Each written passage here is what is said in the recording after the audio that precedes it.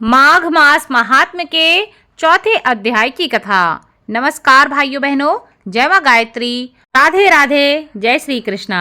आप सभी का मेरे YouTube चैनल शुभकर माही अष्टों में स्वागत है। आज के इस वीडियो में सुनते हैं माघ मास महात्म्य के चौथे अध्याय की कथा। भृगु जी नियम की समाप्ति पर शिष्यों के साथ ईवा नदी के तट पर आ गए। अब इससे आगे की कथा सुनते हैं। तब वशिष्ठ जी कहने लगे कि हे राजन, अब मैं माघ माह के उस महात्मा को कहता हूँ जो कार्तवीर्य के पूछने पर दत्तात्रेय ने कहा था। जिस समय साक्षात भगवान विष्णु के रूप श्री दत्तात्रेय सत्य पर्वत पर रहते थे, तब महिष्मति के राजा सहस्त्रार्जुन ने भी उनसे पूछा कि हे योगियों में श्रेष्ठ दत्तात्रेय जी, मैंने सब धर्म सुने हैं, अब आप कृपा करके मुझे माघ मास का महात्म्य कहकर सुनाइए। तब दत्तात्रेय जी कहने लगे, जो नारद जी से ब्रह्मा जी ने कहा था वही माघ महात्म्य मैं तुमसे कहता हूँ। इस कर्म भूमि भारत में जन्म लेकर जिसने माघ स्नान नहीं किया उसका जन्म निष्फल हो गया।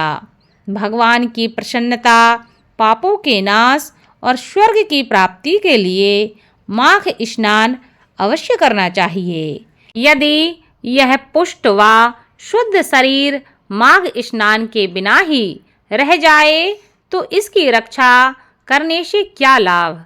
जल में बुलबुले के समान, मक्खी जैसे तुच्छ जंतु के समान यह शरीर माघ स्नान के बिना मरण के समान है। भगवान विष्णु की पूजा न करने वाला ब्राह्मण बिना दक्षिणा के श्राद्ध, ब्राह्मण रहित क्षेत्र, आचार रहित कुल, ये सब नाश के बराबर हैं। गर्व से धर्म का, क्रोध से तप का, गुरुजनों की सेवा न करने से स्त्री तथा ब्रह्मचारी, बिना जली अग्नि से हवन और बिना साक्षी के मुक्ति का नाश हो जाता है। जीविका के लिए कहने वाली कथा, अपने ही लिए बनाए हुए भोजन की क्रिया, शूद्र से भिक्षा लेकर किया हुआ यज्ञ तथा कंजूस का धन, यह सब नाश के कारण हैं।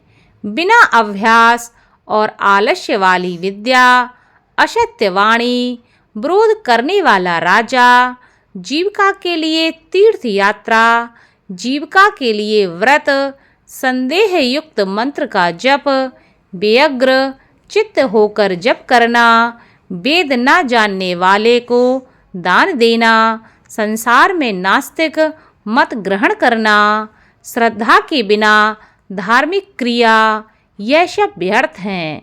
और जिस तरह दरिद्र का जीना व्यर्थ है, उसी तरह मार्ग स्नान के बिना मनुष्य का जीना भी व्यर्थ है।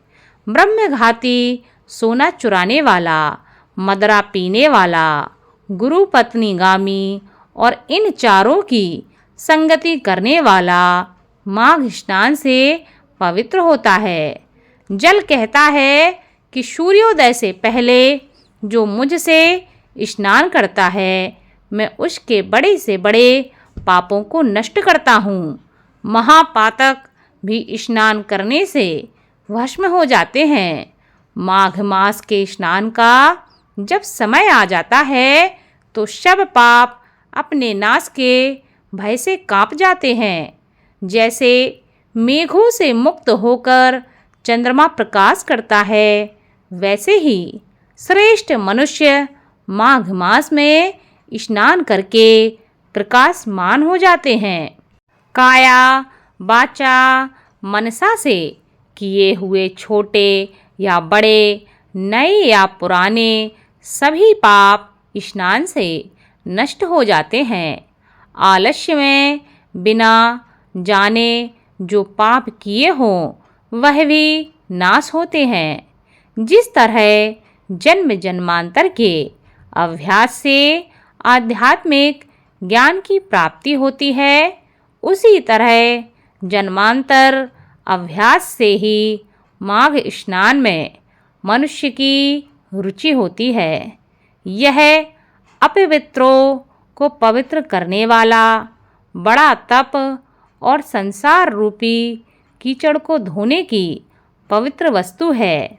हे राजन, जो मनवांछित फल देने वाला माघ स्नान नहीं करते, वह सूर्य चंद्र के समान भोगों को कैसे भोग सकते हैं। इस प्रकार दत्तात्रेय जी ने राजा को यह सब बताया।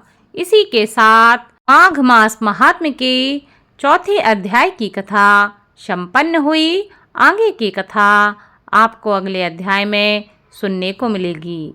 आपको माघ मास की कथा अच्छी लगी हो तो प्लीज़ वीडियो को लाइक, चैनल को सब्सक्राइब और वीडियो को ज़्यादा से ज़्यादा शेयर करें, ताकि आपके साथ साथ आपके अपने भी इस कथा का लाभ ले सकें। धन्यवाद।